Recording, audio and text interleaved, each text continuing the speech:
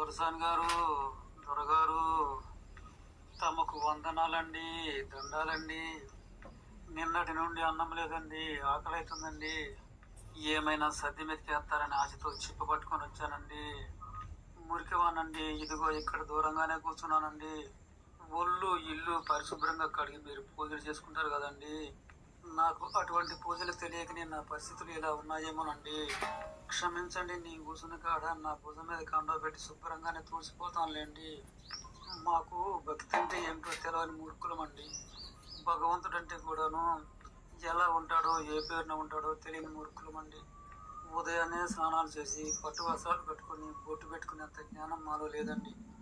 అందుకేనేమోనండి ఆ దేవుడు మాకు ఉండడానికి ఇల్లు ఇవ్వలేదు, పండడానికి చోటు ఇవ్వలేదు, తినడానికి తిండి ఇవ్వలేదు, తొడుక్కోవడానికి వస్త్రాలు ఇవ్వలేదేమోనండి. మా తల్లిదండ్రులకు ఇంత తెలియదేమోనండి. వేరే ఏదో చెప్పారు. ఈ జీవితము ఉన్నవాడికి శాశ్వతం కాదు, లేనివాడికి శాశ్వతం కాదు. దేవుడికి శరీరము లేదు, పేరు లేదు, ఊరు లేదు, రూపము లేదు, కులము లేదు. కనుక ఏడునడని మొక్కుతావు, ఎలా మొక్కుతావు?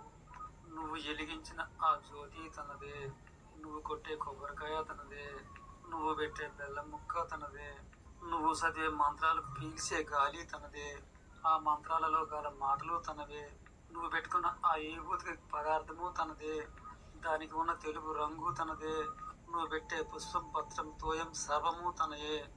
ఈ అనంత వ్యాప స్థిరముకు ఎండ పిండ బ్రహ్మాండ భాండాగారంలో గల గాలి, నిప్పు, నీరు సమస్త గోళాలు కూడా తన శరీర రూపమే. అణువను తన ఆలయమే. పరమాణువులో కూడా పరమాత్ముడున్నాడు. ఏమని మొక్కుతావు, ఎక్కడని వెతుకుతావు?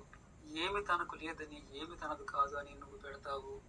నీ శరీరము నా శరీరము, నీ మాట నా మాట, నీ రూపము నా రూపము, నీ ప్రవర్తన నా ప్రవర్తన కూడా తనదే. సమస్త జీవజాతుల ఉత్పత్తి, పెంపు, వినాశము కూడా ఇచ్చేది తానే. తాను నీకు ఇవ్వనిది ఏదీ లేదు. ఎవరి వంతు కర్మ వారు పుట్టక ముందే నిర్ణయించి తర్వాత మనను పుట్టించాడు. ఇదిగో ఈ దరిద్ర ఆకలి బాధ కూడా నా వంతుది నాకు ఇచ్చాడు. కనుకనే నా వంతు కర్మ ఇంటి ముంగరికి వచ్చి చిప్పబట్టుకుని ఆహారాన్ని ఆడుకోవడం కూడా ఈ విశ్వకర్మలలో ఒక భాగమే అని మీలాగా భయభక్తులు ఏమీ తెలియని మా అమాయక తల్లిదండ్రులు నాకు ఇదిగో ఇలా బోధించారు. సరే, ఒక పిచ్చోడిగా మీ ఇంటి ముందుకు వచ్చి తప్పుడు మాటలు ఏమైనా వినిపించానేమో క్షమించండి.